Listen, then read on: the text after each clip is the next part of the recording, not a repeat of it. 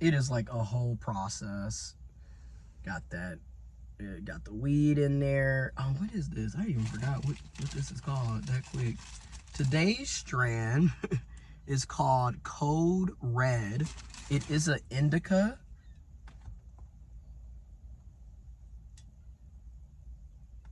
So I told you I want to do different types of videos.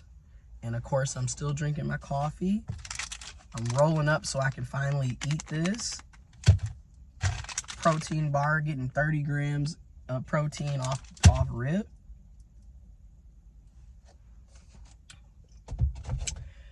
Whew. I drink about 1 to 3 cups of coffee a day, depending on how I feel.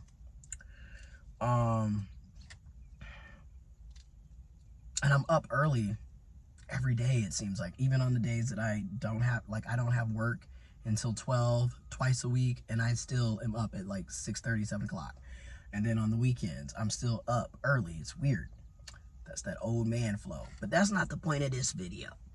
We talking about preferences. Now, I've made videos before discussing preferences and how I feel about them. I respect people's opinion, and, you know, you're right. You're absolutely right. Nobody has to date you. Nobody has to like you. Nobody has to be in a relationship with you. Nobody has to, care about you. Nobody has to love you. And another thing is, nobody has to respect you, right? Like, it is what it is. In the real world, it's really shitty.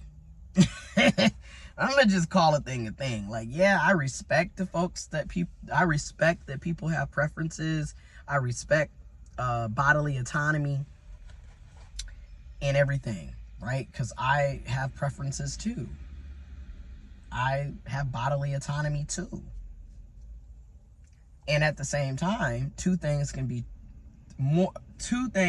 true. You know, you can have multiple feelings about a situation or a topic. So I respect it, and at the same time, it still sucks. And it sucks because when you're not conventional, you're not anybody's preference. So the options for dating are not the same. I don't have a plethora of people that want to date me. And I'm not the only person. Somebody on Blue Sky made a post and was basically this person is a cis male, perceived to be cis heterosexual male, and he was discussing how cis women will literally have preferences around height, right? And then they play ignorant when it comes to the discussion. And he went into, in other words, you have preferences based on things that people cannot change about themselves. So if you are a short man, I'm only 5 feet 6 inches. Intersex trans man, I'm only 5 feet 6 inches. There are cisgendered men who are also only 5 feet 6 inches. So these are things that, we can't change our height. Now, there are procedures where you can change your height, but again, do you have the money to do that? Do you have health insurance to do that? How are you going to recover? Most of us are not going to be able to do that. So having a height preference and then literally telling folks you're not going to date somebody because they're short, as if they have control over their height, do you not see how that is kind of fucked up? You know what I'm saying? Like, and then in my experience, I get where he was coming from. I totally get where he was coming from. Obviously, as an intersex trans man, I understand.